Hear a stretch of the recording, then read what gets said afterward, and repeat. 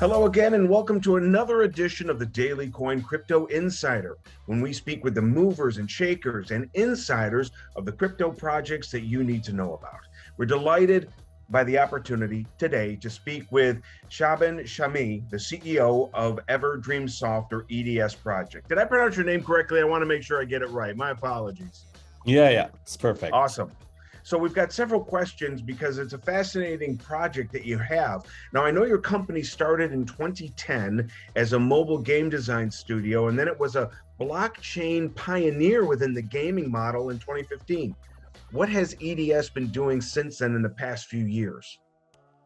So since we started with NFTs in 2015, it was quite new. And we had to teach people what it is, what's the value of it, true ownership, and so on. And what we noticed during the years is new technology were emerging.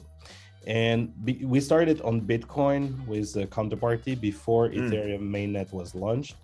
Then Ethereum appeared and everybody said, okay, you should do on Ethereum. It's cheaper and faster confirmation. But the approach we took is we didn't jump in to Ethereum, but we started building a multi-chain approach. At that time, it was not a topic, multi-chain, so it was Ethereum and Ethereum only. But we noticed that blockchain technology is not only a tech, which can be ahead or not, but it's also a philosophy. And each chain, they have their own philosophy, and we want to offer users and player the ability to own the token, the card, the game card on the chain they want. And this requires a lot of abstraction of what is an NFT, what's the asset attached to it, and how it can move from one chain to another while keeping its uniqueness. So for over these years, we are building open source tool sets that we connect to Spells of Genesis to make it compatible to multiple chains, but also that we want to offer in the future to any game developer so they can integrate the same tool and be compatible to many different chains. Excellent, excellent. And it's fascinating that you saw that early, the need to be able to be applicable and have a utility across various blockchains and platforms. That interoperability is going to kind of be the currency going forward, I would say, as far as mass adoption of the metaverse and gaming within the future. As the metaverse accelerates, as its adoption accelerates, what role will EDS play in that, in your opinion? So the way we foresee the development of blockchain since the very beginning, it's a bit different from the world that we knew before. So in the world we knew before, game developer, producer create content and sell to customers. But in the future, and what's starting to happen already, is consumer also produce value. So we see a lot of artists creating NFTs without being professional, selling the work. And that's the same for game assets or item in general. They're a product are built by aggregating the value created by all the users, and users can sell content to other users, and also the game developer producer can buy art from the market and integrate in a game, for example. So as metaverse develop and it will hit the mass market, I believe, because it will enable more people to collaborate and get paid for their work. So it's not a product that is only made by a company and sold to customer, but it's something we co-create. And this brings people in. What brings people in NFT market is they see, oh, I can make money out of making some art. And that will bring more and more mainstream people because it's a huge added value. And I think a few people see that. They try to replicate the old model where the studio creates something and sell to customer. But I think the winners will be the one who lets the user participate, earn themselves from the products they co-create. And that it dovetails into the next question about what you see the future of NFTs being within that space online, and how that becomes much more integrated. I mean, you kind of answered the question already, but do you see that continuing, and how that's going to shift or change or just become the normative approach going forward? Yes, so as internet changed a lot of things, there was a new words called consume actors. With the emergence of internet, is people, consumer, can actively participate to a brand, communicate. So they share all this communication, and internet is all about information and communication, and that changed a lot of things for many brands. Blockchain, the same, but for value creation. So as I see, we'll have more consume creators, how I call them. It's not only consumer who consume, but also who produce value, who sell value. And this user segment, I would say, is very important, and it will grow over time. As same as we see a lot of YouTubers who have channel, create information, we'll see more and more end user creating a value. And that makes the pie of the whole economy bigger, because there's more value created, more bigger market. And it's a huge opportunity for people who are not professional, but to participate to something and earn something with it. So the future developments of NFTs is really about enabling people to create, put their art on the market, and allow people to reuse them and compose something else with the work. I like that idea of consumer creator and that owner actor. I mean, the blending of those concepts is really interesting and unique, and it creates a lot of opportunity going forward. Now, I understand that EDS was an early mover in 2017 regarding the concept of true ownership of digital assets. How did you conceive of that at the time? Because it was visionary. I mean, that was not the normative approach back then. Our first game in 2010 was called Munga, and was a trading card game, a digital trading card game like Hearthstone, for example. And in this game, we saw people trading cards, like digital cards, for real money under the table. And the problem with old game at that time and until now, it's not allowed by the rules. Why it's not allowed? Because then you let the game developer be a bank. If people can trade cards that have value, it means the developer is a bank holding other people's value and have all power over it. Because the people were contacting us and asking, oh, can you revert this trade because my account was stolen, or anything. And in fact, they were like trading real money under the table and say, oh, see, this user trade a card for a very low value, in-game value. Can you reverse the trade? But in fact, they already got the money under the table. So we thought, why wouldn't we replicate in the real world, physical world? So physical trading card game, when you go to a store, you buy the thing, and then it's yours. Nobody has control over it. If you want to give it, if you want to sell it, you do whatever you want. The store owner has no power over it. And with Bitcoin, the emergence of Bitcoin at that time, we thought, okay, for currency, we can have a ledger with a decentralized exchange. So why not using the same ledger, not for money or finance, but really for game items and game assets? Wow. So this is how the idea came.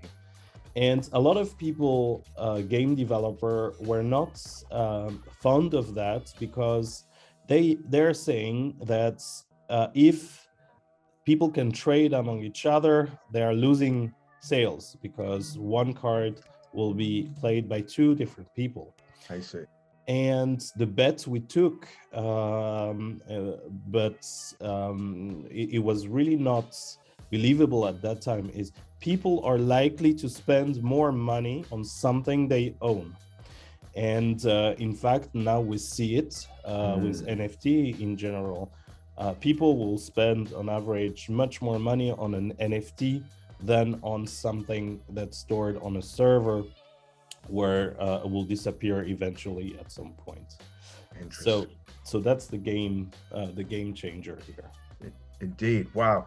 And like you said, it was a bit of a gamble at the time, but it seems to have paid off because that's where the market's been moving towards and where it's going.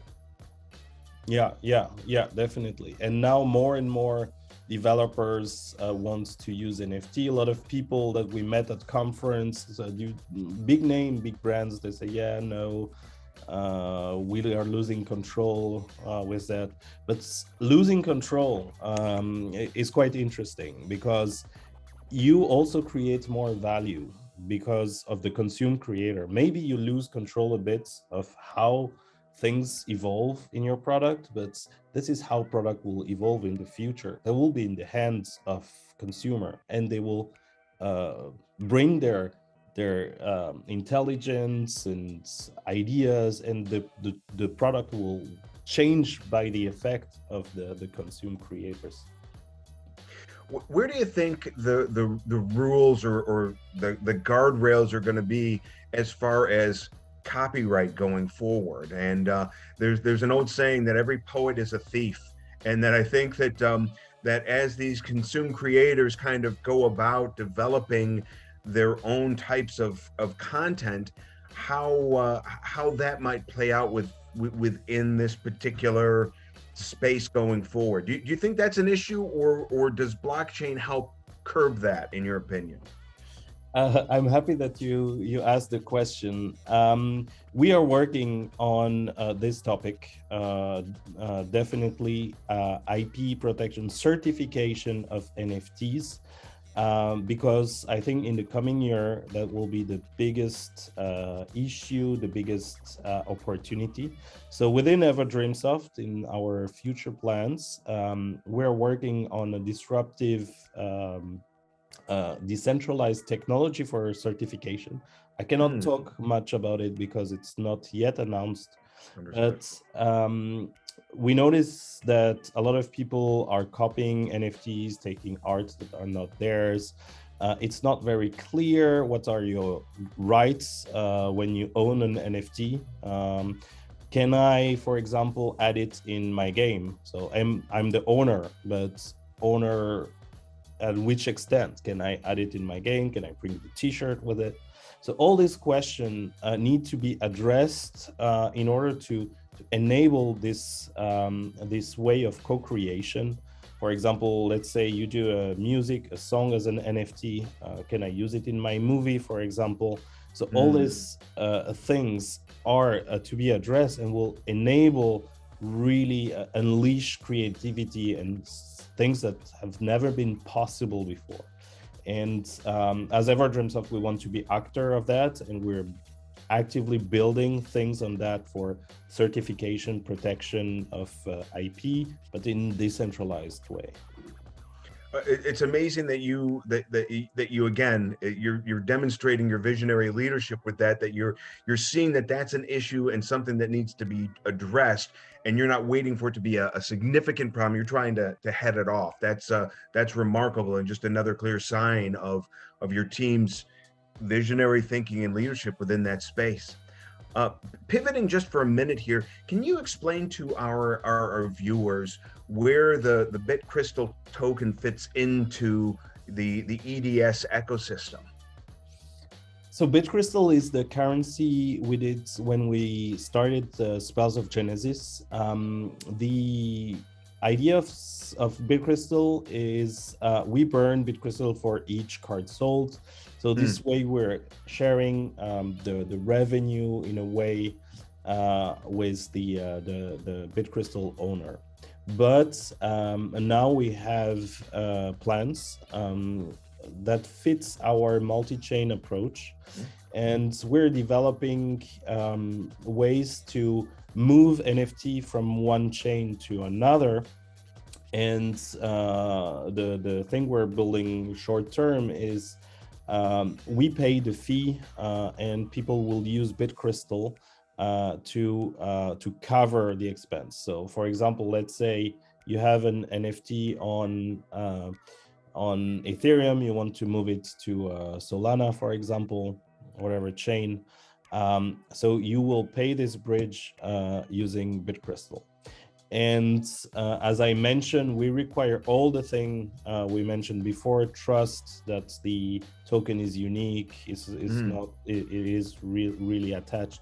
So all the tools that we're building are around this, knowing where an NFT comes from and allowing the NFT to flow on other chain or to be used in a different manner, respecting the creator will. So BitCrystal will, so now it's very linked to Spells of Genesis, and as time goes, it will be a central part of our multi-chain strategy. What do you think is the main what will be the main on-ramp and then the main barrier for people mass adopting cryptocurrencies, the metaverse, and this whole digitized ecosystem and environment that's being built by companies such as yourself?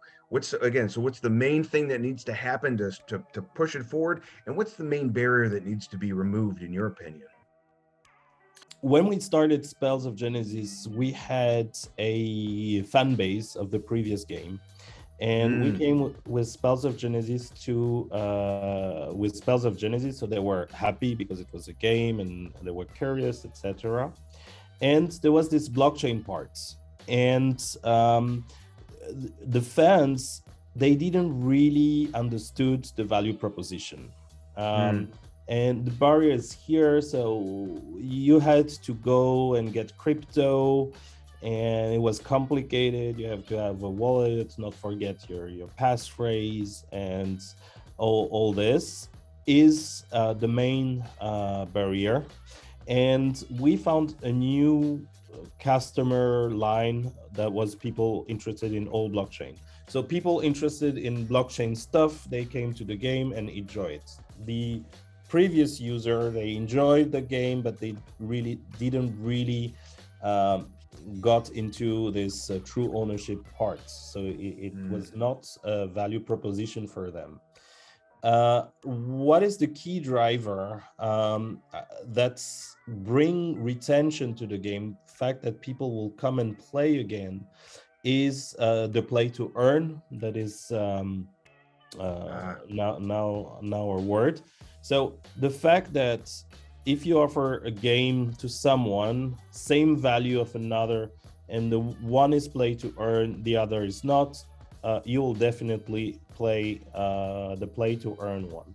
And the fact that you can earn something, have something that have value, even if you don't sell it, but you at least keep it, this is a driver for adoption.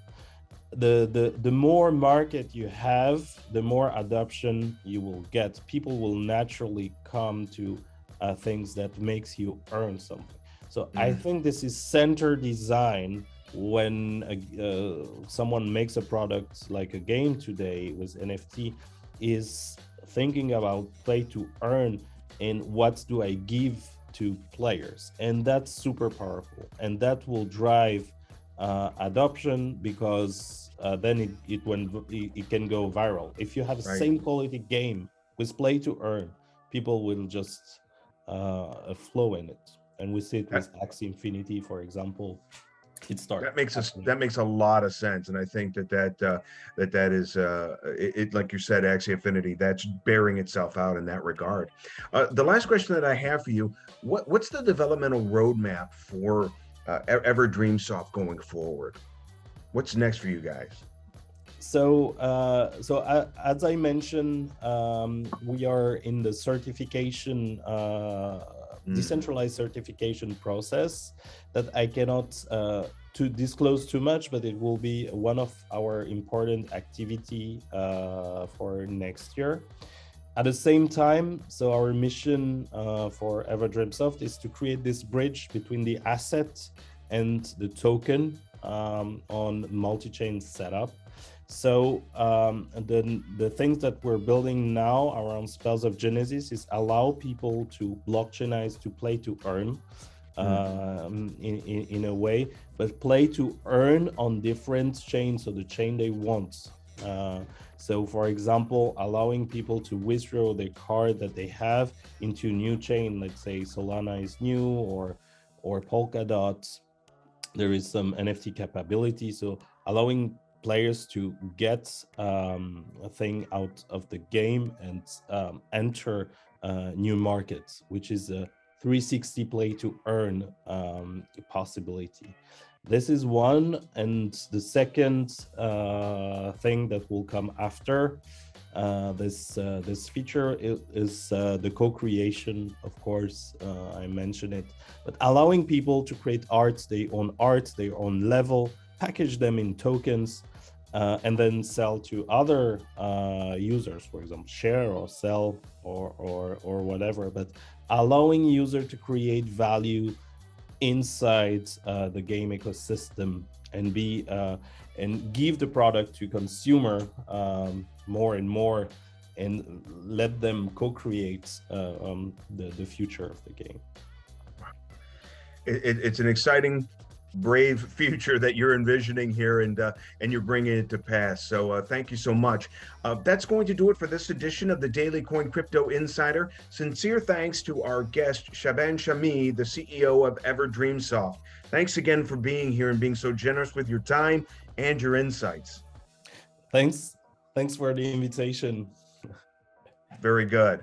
And to our viewers, please be sure to share, like, and subscribe so we can continue to bring you these types of incredible guests. And until next time, thanks so much for watching.